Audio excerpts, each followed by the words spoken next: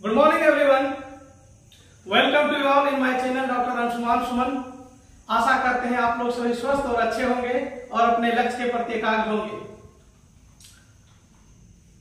आज का जो हमारा टॉपिक्स होगा बिहार स्पेशल एवं बिहार इतिहास के संदर्भ में विशेष होगा। आज हम लोग शेरशाह के प्रशासनिक व्यवस्था को समझेंगे।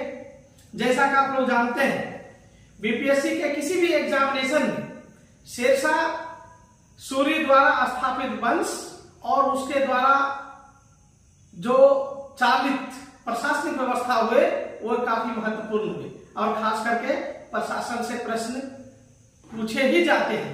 इसलिए आज जो हमारा ध्येय है कि हम शेरशाह की प्रशासन को भली भांति समझें और उसके जो विभिन्न जो आयाम हैं उसको भी स्पष्ट रूप से समझें।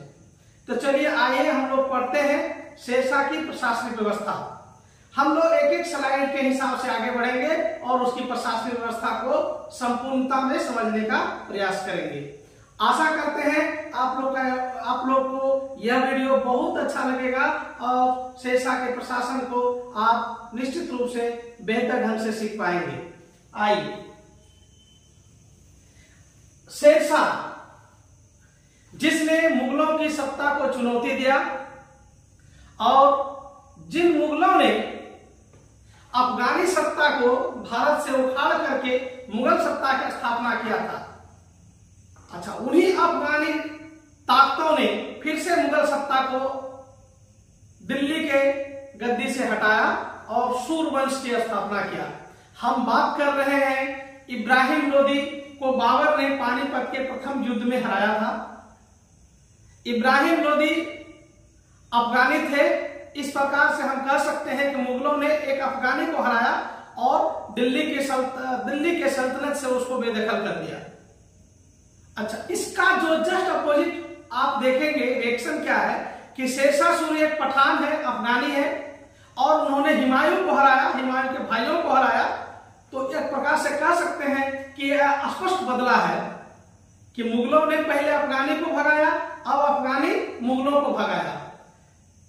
कन्नौज या बिलग्राम का युद्ध जो शेरशाह सूरी और हुमायूं के बीच में हुआ 1540 ईस्वी में, यह युद्ध निर्णायक था और इस युद्ध में शेरशाह सूरी ने हुमायूं को इस प्रकार से हराया, इतना जबरदस्त उसको हराया कि उसको अब भारत में रहने का शरण भी ना मिला, उसको ईरान भागना पड़ा। और 1540 ईस्वी के बाद से इधर दिल्ली में सूरवंश की स्थापना हुआ और जिसको हम द्वितीय अफगान वंश के नाम से भी जानते हैं। इसी शेरशाह सूरी ने एक बहुत ही विशिष्ट शासन प्रणाली को जन्म दिया जो कि अकबर के पूर्वगामी साबित हुआ। और अकबर का जो शासन प्रणाली आप देखेंगे मुगल काल में, वहां पे भी आप ये देख पाएंगे कि शेरशाह के शासन प्रणाली का कई सारी प्रविधियां अकबर के शासनकाल में सीधे सीधे अपना लिया गया है, खास करके राजस्व व्यवस्था। इस प्रकार से यदि हम यह कहें कि शेरशाह की शासन प्रणाली दिल्ली सल्तनत की अर्थात हम मध्यकाल में भारतीय इतिहास का एक अद्वितीय शासन प्रणाली था, तो इसमें कोई अतिशयोक्ति नहीं होगा। शेरशाह यह बात सत्य है कि लंबे अरसे तक यह शासन नहीं किया, लेकिन कम समय में ही शेरशाह ने जिस प्रशासनिक व्यवस्था को जन्म दिया उसमें जन कल्याण था, उसमें परोपकार था और आर्थिक व्यवस्था में गति प्रदान करने वाली वह सारी नीतियां समाहित था। उन्हीं सब चीजों को हम बेहतर ढंग से एज पर द स्लाइड पढ़ेंगे। उसको समझने के लिए हम लोग यहाँ देखते हैं कि शेरशाह का जो साम्राज्य है वो कैसे बटा हुआ था। तो आप देखिए कि शेरशाह का जो साम्राज्य है, सबसे पहले आप जब समझते हैं कि साम्राज्य बटा हुआ था प्रांत में, प्रांत बटा हुआ था सरकार में और सरकार बटा हुआ था परगना में और सबसे नीचे का इकाई था गांव। ये था उनका स्ट्रक्चर। अब एक एक करके हम लोग पहले तो जो साम्राज्य है, यानी कि पूरे साम्राज्य का मालिक कौन है? सुल्तान है, जहां पे कि हम इसको शेरशाह को रखते हैं। अच्छा, प्रोविंसेस माने प्रांत में गवर्नर नियुक्त किए जाते थे। ठीक है, सरकार में दो अधिकारी होता था, प्रमुख अधिकारी। एक जनरल एडमिनिस्ट्रेशन के लिए, एक रेवेन्यू एडमिनिस्ट्रेशन के लिए। आगे चलकर उसको हम डिटेल में बताएंगे। परगना में ठीक उसके बाद सरकार के नीचे का अधिकारी होता था, और यहाँ पे भी जनरल एडमिनिस्ट्रेशन और रेवेन्यू के अधिकारी होते थे। गांव में मुखिया, पटवारी, जिसको मुकद्दम कहा जाता था, वो होते थे और शासन व्यवस्था चलता था। शेरशाह की जो शासन व्यवस्था था बहुत ही दुरुस्त शासन व्यवस्था था, और इसमें आप देखेंगे कि न्याय बहुत उच्च पैमाने को पाया हुआ था। एक एक करके हम उस बात को भी समझेंगे और हम लोग देखते हैं। ठीक है, आइए शेरशाह की प्रशासनिक व्यवस्था को हम एक बार आपको पढ़ के सुनाऊं, आप समझेंगे। शेरशाह सैनिक, वो सैनिक, ये न नहीं है, वो है, ठीक है। सैनिक, वो सैनिक, दोनों ही मामले में शेरशाह संगठनकर्ता की दृष्टि से शानदार योग्यता का परिचय दिया। निश्चय ही शेरशाह एक महान प्रबंधक था।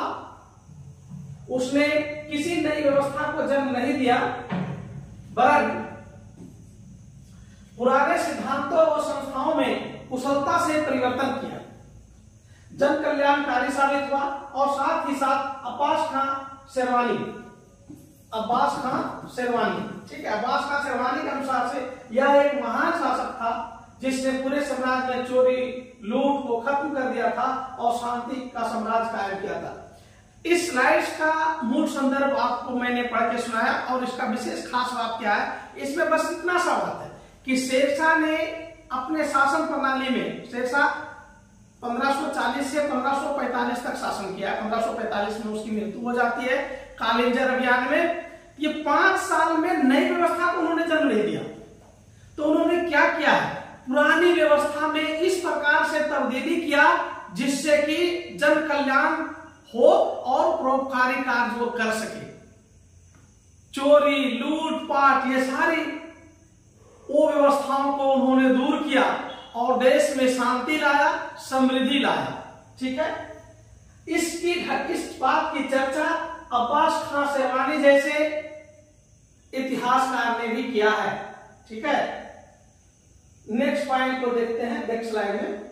इसकी जब हम देखते हैं शासन प्रणाली की बात कर रहे हैं, तो सबसे पहले हम इसकी केंद्रीय शासन प्रणाली को देखते हैं। सेंट्रल एडमिनिस्ट्रेशन कैसा था, उसमें देखिए दिल्ली सुल्तान के भांति निरंकुश शासक था। जिस प्रकार से दिल्ली सल्तनत में जो सुल्तान हुआ करते थे वो निरंकुश होता था, उस पर किसी भी मंत्री परिषद का अंकुश नहीं होता था। वो जो चाहता था उसी के हिसाब से शासन प्रशासन चलता था। वस्तुतः हम ये कहें कि मंत्री परिषद के सलाह या परामर्श मानने के लिए सुल्तान बाध्य नहीं था। ठीक उसी प्रकार से शेरशाह भी किसी भी मंत्री परिषद या मंत्री के आदेश या उसके निर्देश या सलाह को मानने के लिए बाध्य नहीं था, अर्थात वो निरंकुश शासन था। शासन प्रणाली केंद्रीकृत थी। दिस वाज मच सेंट्रलाइज्ड, मतलब साफ साफ था कि कोई भी अधिकारी हो सुल्तान के नीचे, बड़ा से बड़ा अधिकारी हो, वो ऑटोनोमस स्वविवेक से या स्वतंत्र रूप से निर्णय लेने के लिए अधिकृत नहीं थे। सारे निर्णय ऊपर से नीचे की तरफ जाता था, यानी सुल्तान का निर्णय ही नीचे जमीन तक उतरता था। ठीक है, उनके मंत्री मात्र आज्ञा का पालन करते थे, न कि निर्णय लेते थे। इस बात से भी स्पष्ट हुआ कि मंत्रीगण को इतना पावर नहीं था कि वो क्या करे, अपने हिसाब से निर्णय ले। बस मंत्री लोग या बड़े अधिकारी लोग को बस इतना सा काम करना था कि राजा के निर्णय को धरातल पर उतार देना था। इस प्रकार से हम कहें तो शेरशाह की जो शासन थी वो बहुत ही केंद्रीकृत शासन थी, इंटीग्रेटेड एडमिनिस्ट्रेशन था। नेक्स्ट आके देखते हैं। अब यहाँ पे केंद्रीय शासन चलाने के लिए 4 प्रमुख यंग थे। 4 प्रमुख यंग, ये यंग आपसे पूछे जा सकते हैं। पहला था दीवाने बजारत। अच्छा, दीवाने बजारत है ना, तो बजारत को जैसे कि आप लोग को याद करना है तो उसको वजीर समझ लीजिए। तो वजीर का क्या काम होता है, लगान अर्थव्यवस्था इत्यादि। तो लगान एवं अर्थव्यवस्था का प्रधान को दीवाने बजारत कहा जाता था। दीवाने आरिज या दीवाने अर्ज, अर्ज क्या है, अर्ज लोग जनरली किसके पास करते हैं? सेना के कमांडर के पास, कि मेरा जान छोड़ दीजिए, अर्ज करता है। तो सैन्य प्रधान को दीवाने अर्ज कहा जाता था। समझ गए? दीवाने आरिज या अर्ज सैन्य प्रधान को कहा जाता था। दीवाने रसातल, अच्छा रसातल को कैसे याद रखिएगा? रसातल को जनरली करते, रसातल पताल चला गया, पताल दूर चला गया, अरे विदेश मंत्री। दीवाने रसातल का अर्थ था विदेश मंत्री, और दीवाने इंसा का मतलब था इंसा, जो लिखा पढ़ी करता हो, सुल्तान के आदेशों को जो लेखबद्ध करता था उसको दीवाने इंसा कहते। एक बार फिर से देखते हैं। दीवाने बिजारत अर्थव्यवस्था लगान इत्यादि का प्रधान होगा। दीवाने आरिज, जैसे हमने अर्ज किया है तो बड़े सैन्य अधिकारी के सामने लोग अर्ज करते हैं, विनती करते हैं, तो सैन्य प्रधान हो गया। दीवाने रसातल, रसातल को हम लोग पताल समझे, विदेश समझे, तो विदेश मंत्री हो गया। अच्छा इंसा, इंसा मतलब लिखने पढ़ने वाला, तो सुल्तान के आदेशों को लेखबद्ध करने वाले को दीवाने इंसा कहा जाता था। ये 4 प्रमुख विभाग होते थे ये केंद्रीय प्रशासन में। अच्छा, इनको हेल्प करने के लिए 2 अन्य मुख्य मंत्री होते थे, उसका भी नाम आपको जानना चाहिए, उसको आपको हम यहाँ पे कर दिए हैं। 2 अतिरिक्त मंत्री थे दीवाने काजी। देखिए, न्याय के मामले में शेरशाह सबसे ऊपर था, सुल्तान सबसे ऊपर था, लेकिन सुल्तान के बाद अगर कोई न्याय करने का सबसे ज्यादा पावर रखता था तो उसका नाम था दीवाने काजी। और गुप्तचर व्यवस्था, वो डाक व्यवस्था को देखभाल करने वाला था दीवाने बरीद। ये जो हम लोग बातें किए ये सेंट्रल एडमिनिस्ट्रेशन का था। 4 प्रमुख विभाग देखे, और दीवाने काजी देखे और दीवाने बरीद देखे, ये सेंट्रल एडमिनिस्ट्रेशन था। और सबके ऊपर में सुल्तान है, चाहे वो न्याय का कार्य हो या प्रशासन का कार्य हो या कल्याणकारी कार्य हो, हर कार्य में जो सुल्तान है वो सर्वोपरि है, ऑल इन ऑल है। नेक्स्ट देखिए, प्रांतीय शासन। बेसिकली शेरशाह के समय में प्रांतीय शासन की स्पष्ट व्यवस्था का वर्णन नहीं है, यानी स्पष्ट प्रांतीय व्यवस्था था या नहीं था, इस पे स्पष्टता नहीं है। हाँ, लेकिन इतना जरूर कहा जा सकता है कि उसके समय में 43 इक्ता की चर्चा मिलता है। इक्ता वह प्रांत होता था जो सैनिकों के अधीन होता था। सैनिक गवर्नर जहां पे नियुक्त किए जाते थे जनरली उसको इक्ता कहते। तो इक्ता जैसे व्यवस्था का तो चर्चा है, लेकिन प्रांतीय व्यवस्था में कैसा प्रशासन था, कितने प्रांत थे, और प्रांतों का क्या इंटरकनेक्शन था सेंटर से, इस प्रकार का बहुत ज्यादा जानकारी नहीं मिलता है। इसीलिए हम कह सकते हैं कि शेरशाह सूरी के समय में प्रांतीय व्यवस्था की अस्पष्टता है, लेकिन 47 इक्ता की जानकारी मिलती है। बस इतना सा प्रांतीय व्यवस्था में आप देख सकते हैं। प्रांतों के प्रमुख को क्या कहते हैं? गवर्नर कहते हैं। ठीक है, नेक्स्ट देख लेते हैं। अब आ गया सरकार। अच्छा, यहाँ पे सरकार को गवर्नमेंट मत समझिए, सरकार एक टर्म है। जैसे आप जिला समझते हैं ना, उसी प्रकार से सरकार है, सरकार। ठीक है। अच्छा, ये जो सरकार है, ये सूबा, आप जो देखे सूबा, युवा नहीं है, सूबा है। सूबा सरकार में बटा हुआ था। सूबा किसमें, प्रांत किसमें बटा हुआ था? सरकार में बटा हुआ था। शेरशाह के समय में लगभग 66 सरकारों की चर्चा है। देखिए, प्रांत में 47 प्रांत की चर्चा आपको देखे। अगर सरकार की चर्चा है, कितने सरकार है? 66 सरकार की चर्चा है। अच्छा, यहाँ पे 2 महत्वपूर्ण अधिकारी के बारे में आपको जानना चाहिए। आजकल प्रश्न इस प्रकार से पूछे जाएंगे कि शेरशाह के प्रशासन में सरकार के अधिकारी कौन थे और कौन कौन थे, किस चीज के लिए थे। तो यहाँ पे जैसे आपने केंद्रीय प्रशासन में 6 अधिकारी को देखा, महत्वपूर्ण अधिकारी, उसी प्रकार से सरकार के लेवल पर, सरकार लेवल पर जो अधिकारी था वो 2 अधिकारी था। एक सिकदार ए सिकदरान था और दूसरा मुंसिफ ए मुंसिफान था। ठीक है, सिकदार ए सिकदरान 2 प्रकार का काम करता था। देखिए, ये जनरल एडमिनिस्ट्रेशन देख रहा है, यानी शांति व्यवस्था को देखता है।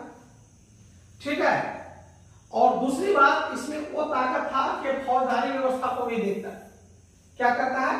फौजदारी, यानी क्रिमिनल व्यवस्था, criminal administration and the general administration. शांति व्यवस्था और क्रिमिनल की जो घटनाएं हैं, क्रिमिनल एडमिनिस्ट्रेशन, वो कौन देखता है? सिकदार ए सिकदरान देखता है। और मुंसिफ ए मुंसिफान क्या देखता है? ये लोकल रेवेन्यू एडमिनिस्ट्रेशन। ठीक है, सिविल जस्टिस, इसका नाम है क्या, सिविल जस्टिस, दीवानी मुकदमा को देखता है। अगर मोटा मोटी आपको समझाएं तो सिकदार या सिकदरान फौजदारी मुकदमा को देखता है, और मुंसिफ या मुंसिफान दीवानी मुकदमा को देखता है, जिसमें राजस्व से लेनी देनी होगा, टैक्स से लेनी देनी होगा। यानी कि लड़ाई झगड़ा वाला बात कौन देखता है, सिकदार या सिकदरान देखता है। और पैसा वित्त से संबंधित अगर कोई बात हो, जमीन जायदाद से बात हो, तो कौन देखता है, मुंसिफ या मुंसिफान देखता है। ये दो महत्वपूर्ण अधिकारी आपको सरकार में देखने के लिए मिलेगा। अच्छा, यहाँ पे एक चीज मैं आपको बता दूं, ये जो दो अधिकारी हैं, ये दोनों अधिकारी ये नहीं है कि कौन बड़ा है कौन छोटा है, ये सरकार में दोनों है, और सरकार में दोनों अधिकारी एक दूसरे के समानांतर है, एक दूसरे के काम का दोनों आकलन करता है, और वो रिपोर्ट कहां देता है, सुल्तान के पास देता है। तो इसलिए दोनों एक दूसरे से मतलब इस प्रकार से रहता है कि हाँ, हमारे से अगर कोई गलती होगा तो हमारा रिपोर्टिंग सीधा हो जाएगा। तो इसमें कोई बड़ा और छोटा नहीं है दोनों में, तो दोनों सीधा सीधी अगर किसी को रिपोर्ट करता है तो सुल्तान को रिपोर्ट करता है, ये अपने काम के लिए सुल्तान को रिपोर्ट करता है, ये भी अपने काम के लिए सुल्तान को रिपोर्ट करता है। ठीक है, तो सीधे ये दोनों सुल्तान के अधीन है, एक दूसरे का अधीन नहीं है। इस दोनों में कोई बड़ा कोई छोटा नहीं है, दोनों पैरेलल है। ठीक है, नेक्स्ट। अब देखिए, सरकार के बाद जो है शासन की प्रणाली जो है शेरशाह की, वो परगना में बटा हुआ था। प्रत्येक सरकार करीब परगना में बटा हुआ था। शेरशाह के परगने में अधिकारी होते थे। अब देखो, सिकदार या सिकदरान हुआ था, उसी से एक वर्ड हट गया और सिकदार आया। क्या आया, सिकदार आया। ठीक है, क्या आया, सिकदार आया। और वहां पे आप देखे थे मुंसिफ, तो यही अमीर मुंसिफ है। तो सिकदार का काम वही है। देखिए, सरकार में सिकदार सिकदरान क्या कहा था, फौजदारी कानून को देखा था, फौजदारी समस्या सॉल्व किया था। तो यहाँ पे परगना लेवल पर जो शांति व्यवस्था देखेगा कौन देखेगा, सिकदार। और परगना लेवल पर रेवेन्यू कौन देखेगा, आय व्यय कौन देखेगा, तो वो देखेगा अमीर मुंसिफ। ठीक है, और वहां पे एक क्लर्क होता था जिसका नाम था फौजदार। ये क्वेश्चन आपको पूछा जा सकता है, फौजदार। फौजदार को क्या कहते थे, खजांची बोलते थे, जो हिसाब किताब रखता था। क्या रखता था, हिसाब किताब देखता था। अच्छा, हिसाब फारसी और स्थानीय भाषा में होता था। ये भी कभी कभी क्वेश्चन पूछ देगा, किस भाषा में शेरशाह के समय में हिसाब किताब होता था, तो फारसी के भाषा में होता था या तो लोकल भाषा में होता था। ठीक है, अच्छा, कारकुन होता था। कारकुन क्या होता था, लिपिक होता था। लिपिक मतलब क्लर्क। फौजदार खजांची है, और कारकुन क्या है, लिपिक है। ये चारों जो है आपको याद रखना पड़ेगा, यहाँ से प्रश्न पूछे जाएंगे कि सिकदार क्या थे। तो सिकदार क्या था, परगना का एक अधिकारी था जो फौजदारी कानून व्यवस्था को बनाए रखता था। फिर अमीर क्या था या मुंसिफ क्या था, तो वो दीवानी मुकदमा को देखता था। फौजदार क्या था, तो परगना लेवल का खजांची था। कारकुन क्या था, तो परगना लेवल का एक क्लर्क था। इतना समझिए। नेक्स्ट स्लाइड में देखते हैं। आइए अब आगे, प्रशासन की सबसे छोटी इकाई जिसको हम गांव कहते हैं। अच्छा, इस गांव में क्या है ना, इस गांव में आप देखेंगे सबसे छोटी इकाई, प्रशासन का सबसे छोटी इकाई, पहले साम्राज्य था, प्रांत था, सरकार था, परगना था, और उसके नीचे गांव है। प्रत्येक गांव में मुखिया, पंचायतें और पटवारी होता था। गांव के अधिकारीगण को अपना कर्तव्य निर्वहन करना पड़ता था, अन्यथा वे दंड के भागी थे, क्योंकि संस्था का शासन बहुत कड़ा था। गांव का प्रधान मुखिया या मुकद्दम कहलाता था। ठीक है, ये क्वेश्चन बीपीएससी में बार बार पूछा है, मुकद्दम। ठीक है, मुकद्दम कहलाता था। क्या कहलाता था, मुकद्दम कहलाता था। अब अगर वो नहीं समझ आएगा तो इजी, अंग्रेजी इसका बहुत इजी है, हेडवे नाम रखिएगा। गांव का प्रमुख कहलाता था। तो इस प्रकार से शासन व्यवस्था का जो स्ट्रक्चर था आपने तो बेहतर ढंग से पढ़ लिया, और मुझे लगता है कि इसके अलावा जो शेरशाह ने शासन किया है, कल्याणकारी व्यवस्था लाया है, वो भी आपके लिए बहुत महत्वपूर्ण है। तो हम उन स्लाइड को भी देख लेते हैं तेजी से, जो आपके लिए बहुत ही फायदेमंद साबित होगा। भू राजस्व देखते हैं। तो शेरशाह की जो भू राजस्व थी, स्वाभाविक रूप से भूमि का सबसे बड़ा था, उसी से सबसे ज्यादा आय मिलता था। ठीक है, और अन्य आय के साधन जो उसके थे, तो जैसे नवारिश संपत्ति था, वो उनका संपत्ति होता था। टकसाल पर टैक्स लगाता था, नमक पर टैक्स लगाता था, और भी छोटे छोटे चीजों पर टैक्स लगाता था। लेकिन मुख्य रूप से जो शेरशाह के आय के साधन थे वो भूमि कर थे। ठीक है, इसके अलावा भी कुछ कर के बारे में हम लोग देखेंगे। ठीक है, अच्छा यहाँ पे जो खेती की व्यवस्था थी जस्ट लाइक रैयतवाड़ी थी। आप मॉडर्न इंडियन हिस्ट्री में भी रैयतवाड़ी आप पढ़ते हैं, ठीक है, जो कि मद्रास में चालू किया गया था। आप देख लीजिए वो वहां रैयतवाड़ी अगर नया ढंग से आया तो कहीं न कहीं शेरशाह के समय में रैयतवाड़ी पहले से था, तो इसका अनुकरण ही किया गया वहां पे। तो इसीलिए हम आपको कहते हैं कि शेरशाह का जो प्रशासन है ना वो यूनिक है। अपने समय से बहुत पहले तक वो सोच सकते थे। रैयतवाड़ी व्यवस्था बेसिकली क्या होता है, किसानों से प्रत्यक्ष संपर्क स्थापित किया गया, यानी सुल्तान और किसान के बीच में कोई बिचौलिया नहीं होगा, सीधे किसान खेती करेगा और सीधे किसान जो है राजस्व देगा सुल्तान को। ठीक है, भूमि को 3 प्रकार से बांटा गया था, उत्तम भूमि, मध्यम भूमि और निम्न भूमि कहते हैं। ठीक है, कर का निर्धारण होता था लेकिन ढंग से होता था, ऐसा नहीं कि जिस भूमि पर फसल हो ही नहीं उस पर हैवी टैक्स लग जाएगा जिससे जनता को कष्ट होगा। शेरशाह एक कल्याणकारी राजा था, इसलिए पहले भूमि का पैमाइश कराता था, उसका नाप जोख होता था, यह देखा जाता था कि भूमि उपजाऊ है या नहीं है, तब जाकर के उस पर टैक्स लगाया जाता था। अच्छा, यहाँ पे जो सबसे इंपॉर्टेंट बात है ना, ये आपको क्वेश्चन बार बार पूछता है कि पट्टा एवं कबूलियत प्रथा किसने चलाया था? इसने शेरशाह ने चलाया था। बेसिकली ये क्या था कि जब किसानों को भूमि दिया जाता था तो उसमें भूमि का ब्यौरा लिखा जाता था कि कितना रकबा है, खाता नंबर, खस्सा नंबर, जगह कहाँ है। ठीक है, अच्छा इस भूमि पर कैसा कैसा फसल हो सकता है, ये सब जो डिटेल लिखा जाता था इसी को पट्टा कहा जाता था। तो फिर कबूलियत क्या था? कबूलियत में यह लिखा जाता था कि जिस किसान को वो भूमि दिया जा रहा है वो किसान कितने मात्रा में टैक्स जो है सुल्तान को देगा, वो कबूलियत था। तो एक प्रकार से पट्टा और कबूलियत आप बहुत बेहतर ढंग से समझे कि पट्टा में भूमि का ब्यौरा था और कबूलियत में किसान का वादा था कि हम सुल्तान को कितना देंगे। तो इस प्रथा को किसने चलाया? शेरशाह ने चलाया। तो ये बहुत इंपॉर्टेंट याद रखना इस चीज को। ठीक है, नेक्स्ट। अच्छा, भूमि को मापने के लिए इसने सिकंदरी गज चलाया। तो सिकंदर लोधी के बारे में आप लोग जानते होंगे, इन्होंने भी सिकंदरी गज को चलाया और लगान निश्चित करने के लिए उन्होंने 3 विधि लाया। ये गल्ला बख्शी विधि, दूसरा नष्ट एवं कंकुत विधि और तीसरा नगद एवं जब्ती विधि। तो ये जो गल्ला एवं बख्शी विधि है इसी को हम बटाई कहते हैं। तो बटाई 3 प्रकार का होता था, खेत बटाई, लंक बटाई और रास बटाई। खेत बटाई क्या होता था कि जब फसल लग जाए, ठीक है, और फसल पकने की स्थिति में हो जाए, यानी परिपक्व हो जाए फसल, तो देख करके ही खेत बांट दिया जाता था लगान के रूप में। अब वो सरकार का अपना खेत है, वो उठा के ले जाएगा और किसान का अपना है वो अपना लेके जाएगा अपना अनाज। ठीक है, तो ये हुआ गया खेत बटाई।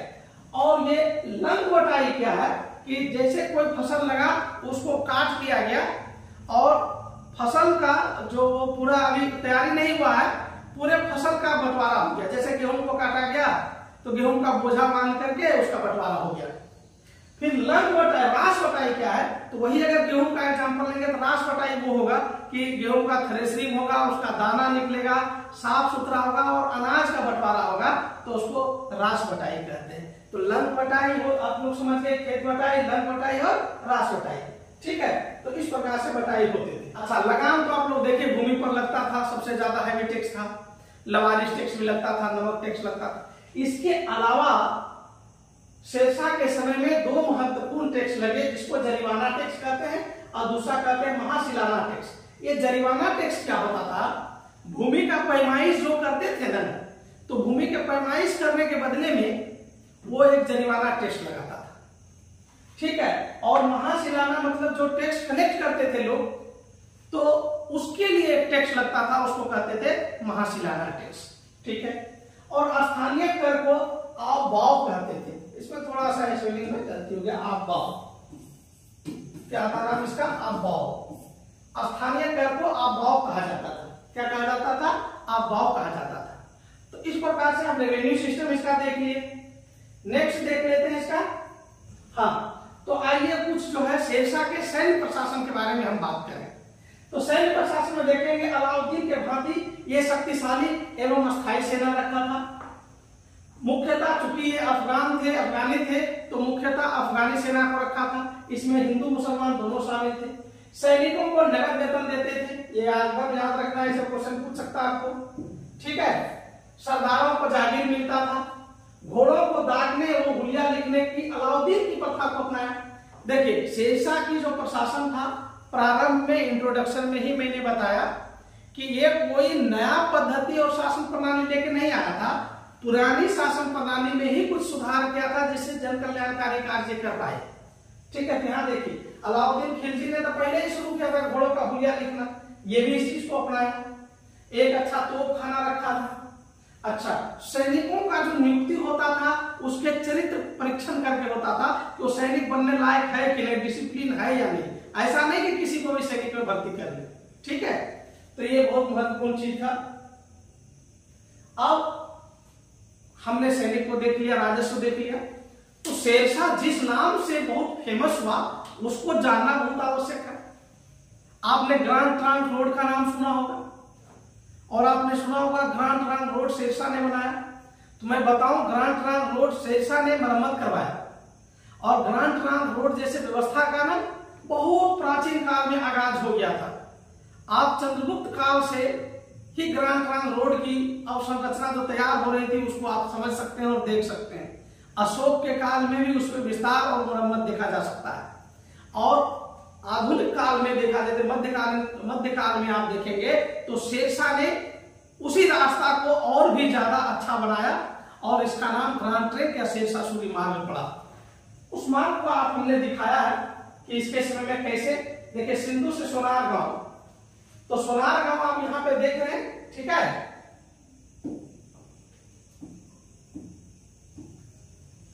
सोनार गांव से सिंधु तक देख रहे हैं ना, ये एरिया सिंधु तक, यही वाला एरिया को हम ग्रांड ट्रंक रोड कहते हैं, ठीक है। और उसके बाद कई रोड उन्होंने बनाया, आगरा से चित्तौड़, आगरा से मुल्तान, तो ये सभी इधर से रोड जाते थे, फिर इधर से कनेक्ट हो जाता था, ठीक है। यहाँ से फिर रोड निकलता था, इस पर कनेक्ट होकर इधर से जाता था। तो इसके समय में रोड जो था ना बहुत ही ज्यादा विकास किया, बड़े पैमाने पर बड़े और छोटे रोड का निर्माण हुआ, अर्थात यातायात के साधन को सुगम किया गया। यातायात के साधन सुगम होने से व्यापार में काफी वृद्धि हुआ और चूंकि शेरशाह का प्रशासन बहुत ही ज्यादा सुरक्षित था और बहुत ही ज्यादा कठोर था, जिससे कि इसके शासन काल में चोरी, लूट पाट नाम का चीज खत्म हो गया था। यह भी एक बहुत महत्वपूर्ण परिघटना था जिससे व्यापार में काफी बल मिला, ठीक है। नेक्स्ट देख लें। तो सड़कों के किनारे इन्होंने क्या किया, कल्याणकारी कार्य के रूप में फलदार और छायादार पेड़ लगाए। हर 2 किलोमीटर पर, हर 2 कोस पर अर्थात 8 किलोमीटर पर सराय का निर्माण कराया गया। किस चीज का निर्माण कराया गया? सराय का निर्माण। सराय मतलब रहने का स्थान। आज भी आप बिहार में कई ऐसे जगह का नाम जानते होंगे, जैसे कि बेगूसराय, लखीसराय, मुगल सराय, ये सारे जो सराय का नाम आप देख रहे हैं ये सब कहीं न कहीं उसी शेरशाह के समय के बनाए गए सराय थे और अभी अब तब्दील हुआ शहर के रूप में, ठीक है। तो ये बहुत सुंदर कंसेप्ट है। सराय बेसिकली क्या होता था ना कि व्यापारी जब लंबे मार्ग पर चलते थे, लंबे दूरी के लिए व्यापार के लिए जाते थे, लंबा दूरी पर, तो वो जनरली या तो घोड़ा से, बैलगाड़ी से या अन्य गाड़ी से चलता था। तो घोड़ा को खाना मिलना, बैलों को खाना मिलना, खुद को खाना खाना, तो कहीं न कहीं ऐसा जगह होना चाहिए। आज वही सराय के रूप में हम लोग समझते हैं होटल है, तो वहां पे रात गुजारते थे, ठहरते थे, ठीक है। तो उसी को सराय कहा गया और कालांतर में वही सराय बाजार और फिर शहर के रूप में डेवलप हुआ। तो इन्होंने क्या काम किया, इतना अच्छा काम किया व्यापारियों के लिए कि जगह जगह पर सराय बनवा दिया ताकि व्यापारियों को कोई प्रकार का कष्ट नहीं हो। व्यापारियों का सबसे समस्या था कि चोरी छिनाई नहीं हो और चोरी के साथ साथ उसका लूटपाट नहीं सामान का हो। तो इसके लिए इतना कठोर उसका शासन था कि लोग जो है डर से ही चोरी और छिनतई इसके साथ नहीं होता था। कारण क्या था कि शेरशाह का एक सख्त आदेश था कि जिस मुखिया या मुकद्दम के अधीन वो सराय पड़ रहा है, वो सारी जिम्मेदारी उस मुकद्दम या मुखिया का है यदि वहां चोरी हो रहा है या लूटपाट हो रहा है। तो ये तो निश्चित है कि मुखिया डरा हुआ रहेगा, मुकद्दम वहां का प्रशासक, वहां का अधिकारी, सराय का अधिकारी डरा हुआ रहेगा कि अगर मेरे सराय पर चोरी हुआ तो हम ही जुर्माना देंगे। तो इसलिए शासन इतना कड़ा था कि वहां पे चोरी नहीं होता था, लूटपाट नहीं होता था और व्यापार के लिए एक अच्छा सा माहौल था। कहा जाता है कि एक बूढ़ी औरत भी सोना के टोकरी लेकर के वो रात में टहल सकती थी। ये शेरशाह का शासन था। ठीक है, नेक्स्ट देखते हैं वाणिज्य और व्यापार में हम देखेंगे कि यहां पे क्या हुआ। ये छिनतई है। ठीक है,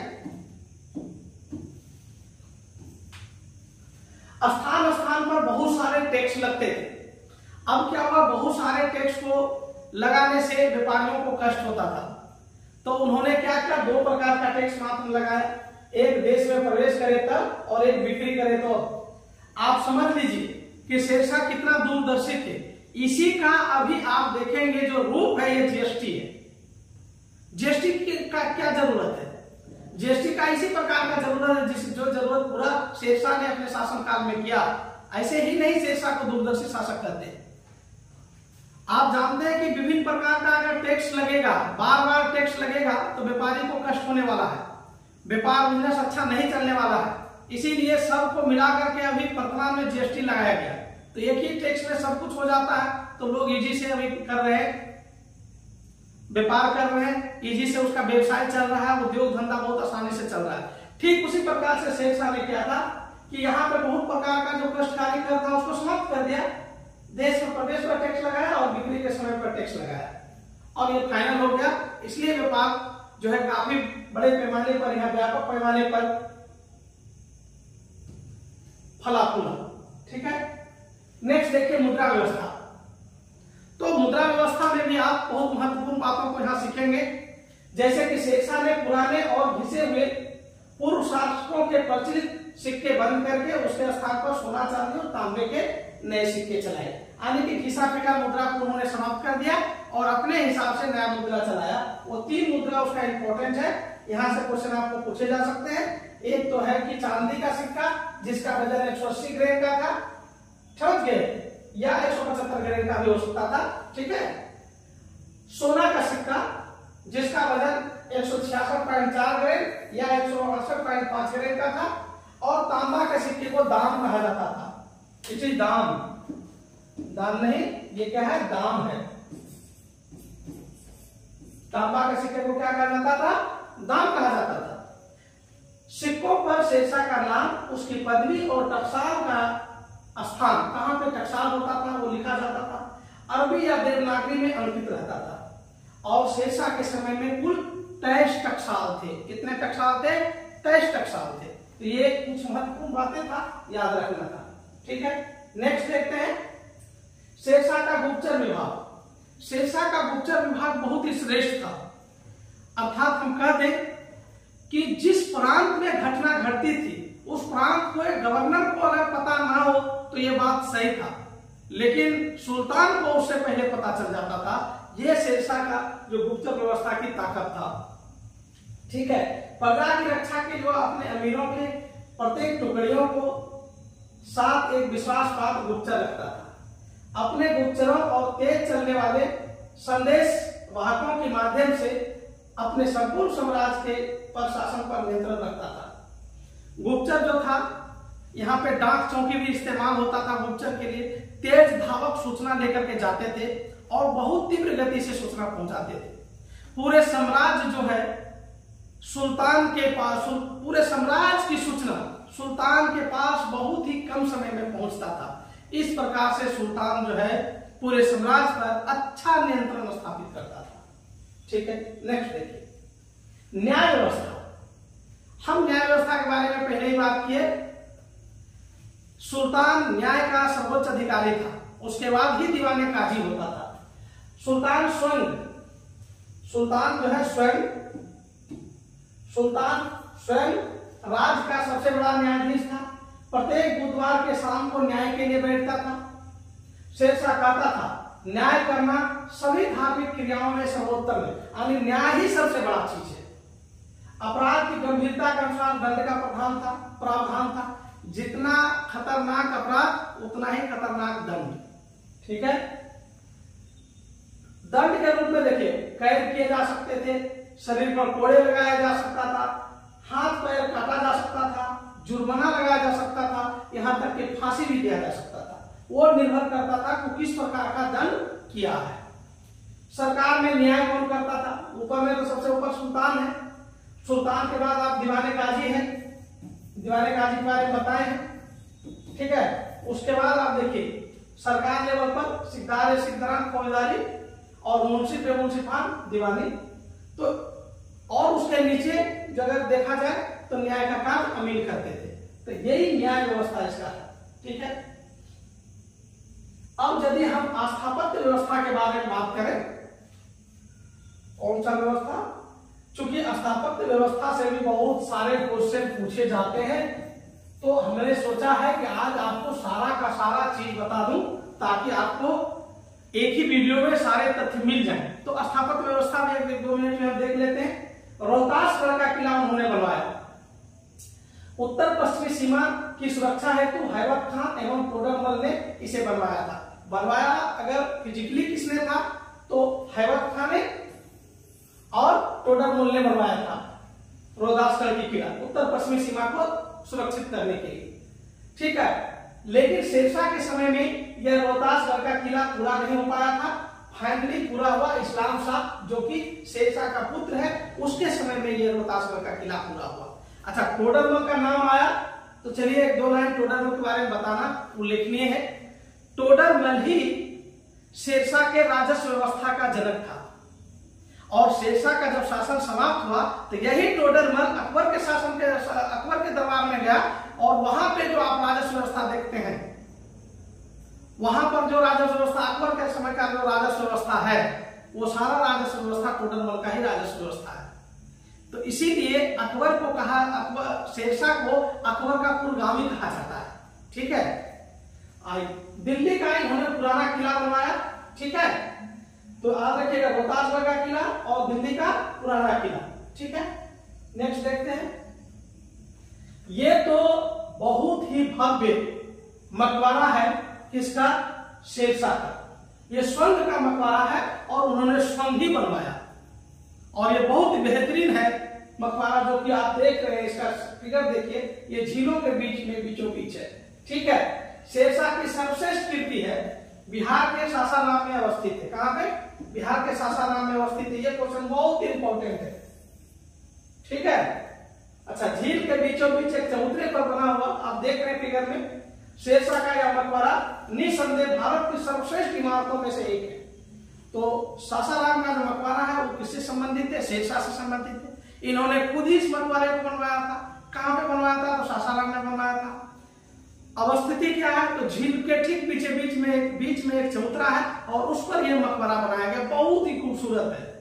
ठीक है, नेक्स्ट देख लेते हैं। अच्छा, आपने पुराना किला के बारे में देखा, यहाँ पे दीनपना पुस्तकालय था। हुमायूं का आप जानते होंगे, इसी दीनपना पुस्तकालय से गिर करके हुमायूं की मृत्यु होगा बाद में। दीनपना को तोड़कर दिल्ली का पुराना किला बनवाया और इसके भीतर किला कुहा बनवाया। तो ये भी याद रखना है थोड़ा सा। ठीक है, किला कुहा का निर्माण अगर कोई पूछ दे किसने बनाया पुराना किला के अंदर, तो शेरशाह सूरी ने बनाया। अच्छा, पटना का नामाकरण देखिए, पटना को प्रारंभ में कई नामों से जाना गया, जैसे आप जानते हैं पाटलिपुत्र, पाटलिग्राम, कुसुमपुर, पुष्पपुर, गोविंदपुर, मुगल काल में फिर जाएंगे तजिमाबाद इत्यादि। लेकिन पटना जो अभी वर्तमान में नाम है, यह नाम किसने दिया? यह नाम शेरशाह सूरी ने दिया। और कब दिया? 1541 ईस्वी में दिया। इसलिए ये बहुत इंपॉर्टेंट है कि पटना का नामकरण किसने किया? शेरशाह सूरी ने किया। कब किया? 1541 ईस्वी में किया। अच्छा, इसके दरबार में एक प्रमुख कवि रहते थे, उसका नाम था मलिक मोहम्मद जायसी। इसी मलिक मोहम्मद जायसी ने पद्मावती नाम की रचना किया, जिसमें चित्तौड़ की महारानी की चर्चा है। और अलाउद्दीन खिलजी का आप जानते होंगे, अलाउद्दीन खिलजी का युद्ध जो चित्तौड़ के साथ हुआ है, इसमें दर्शाया गया है संभवतः वो पद्मावती रानी के कारण ही हुआ था। ठीक है, उसका रचना किसने किया था? मलिक मोहम्मद जायसी ने किया था। और मलिक मोहम्मद जायसी किसके दरबार में था? तो शेरशाह के दरबार में था। हाँ, लेकिन याद रखिएगा कि शेरशाह के संरक्षण में मलिक मोहम्मद जायसी ने पद्मावती का रचना नहीं किया था। इसी पर आप एक मूवी भी देखते हैं पद्मावत, ठीक है, तो खैर उस पर विशेष चर्चा भी नहीं होगी। और अंत रूप से आप देखते हैं तो शेरशाह के समय में डाक प्रथा भी चला, जो कि बहुत ही ज्यादा सुव्यवस्थित डाक व्यवस्था थी और इसमें धावक इत्यादि रहते थे और सूचनाओं को बहुत तेजी से एक जगह से दूसरे जगह ले जाने में ये डाक व्यवस्था कारगर साबित हुआ। ठीक है, आज भर के लिए बस इतना सा ही। Thank you very much. आप लोगों को वीडियो अच्छा लगा होगा, इसको सब्सक्राइब करें, शेयर करें और इसी तरह मेरे साथ बने।